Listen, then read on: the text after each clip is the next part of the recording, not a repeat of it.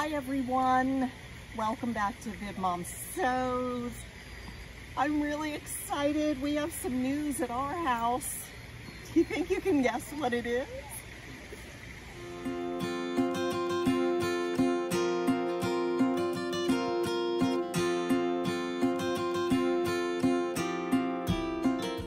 Hi everyone. I've wanted to make this video for several days and I just haven't felt mentally prepared. Now, we've had a very exciting, happy event in our household. We have become the parents of a 5-month-old Siberian Husky. This came about very quickly. We have a really sweet neighbor on our street and she was fostering this puppy. And this puppy had been bounced around a lot in her short little life. Jessica, our neighbor, was her last stop after several rescues that Jessica put forth. So the story of our puppy's life is kind of long. I won't go into all of that. And this thing in my mouth. I get my permanent crown day after tomorrow. And I'm really happy because it's been 4 months of dealing with a foreign object in my mouth. That's beside the point. What happened was Jessica, our neighbor, had this beautiful, beautiful dog and we saw her up the street and finally one day, I guess it was about 10 days ago, I said to Brad, let's go see this dog. She's so pretty. Well, we met her and we truly fell in love at first sight. Now, Jessica was very anxious to place her. She needed a forever home. Jess could not keep her. She has 3 dogs of her own and a very demanding lifestyle. And so we said, let us think it over. It took about 10 minutes and we said, we are gonna take this puppy. So I have never owned a dog. In fact, I've always been a little afraid of dogs. My older sister was attacked by a dog when I was a very impressionable age, and I'm sure that left some pretty deep scars as far as dogs go. We just always had cats growing up, and I don't know, I just never felt too comfortable around dogs. However, when I met this puppy, I was the one who said to Brad, it wasn't Brad, who's a dog guy, it wasn't him saying, hey, we need to take this puppy. It was me saying it. So, and he was kind of putting the brakes on, like, now hang on, we gotta think this through. And I said, you know what, she needs us desperately. So we took the leap. Like I say, we've had her about 10 days. We love her dearly. She was not mistreated violently, thank the Lord, but she was neglected in a crate, and she learned all the wrong things to do in a crate. Then when she went to Jessica's, she had a lot of excitement with Jessie's dogs, but when she gets excited, it's very hard to kind of calm down and teach her things like we don't want her jumping up on people, we don't want her trying to get into food when we're eating, and just all the things that you need to teach a puppy on top of a puppy who had a pretty rough start. So we love her dearly, but these have been some very chaotic days. I'm not gonna lie, there have been some low points. There's been like exhilarating highs and then some real low points. And you know, I'm sure that's just part of it. I'm learning, she's learning. The cats don't know what has happened. But you know what? Brad and I are united in our goal of integrating this puppy into our lives and giving her Stability. I'm going to put some pictures of her in right here just so you can see how precious she is. Good morning from Zinnia. Good morning from Zinnia. Hi. We took a ride and a walk. I'm going to take another walk. Be nice and tired this morning, so Mom and Dad can get some things done. Look at this pretty girl. We love you.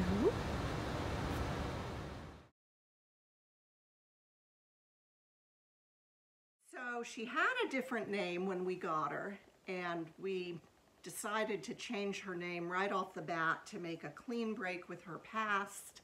And I hit upon the name Zinnia, and it's just, you know, it's just one of those perfect things because she's our little bright flower, and she's Siberian, so her name has a little, you know, Zinnia can kind of sound a little bit Russian maybe. I don't know, that's a reach. But so her name is Zinnia. She's doing so well.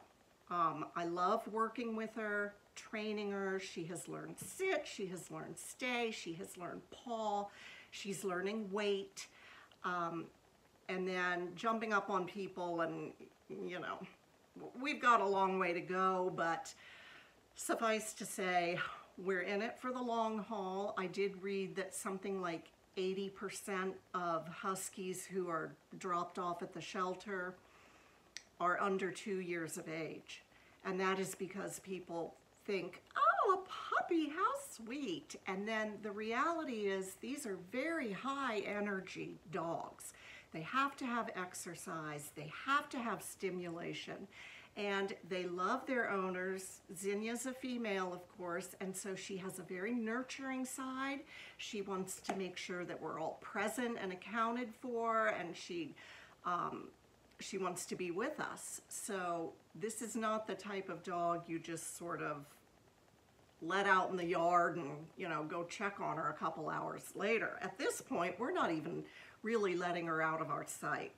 So she's supervised at all times. She's very, very excitable around the cats, and we need to protect them, of course. So my life has changed. A sea change, a Z change.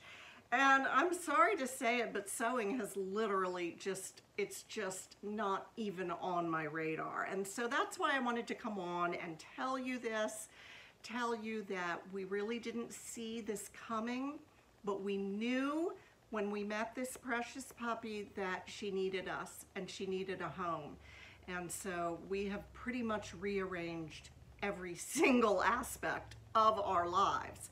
And what I'm trying to do each day, of course, we're trying to just introduce routine, stability, calm, having her wait when we're not in the room, gradually adding new skills for her. Of course, you know, we walk her a lot, we run with her, we never, ever, ever let her off leash. There were some really harrowing moments when she did get loose. And I mean, we live in a very urban area.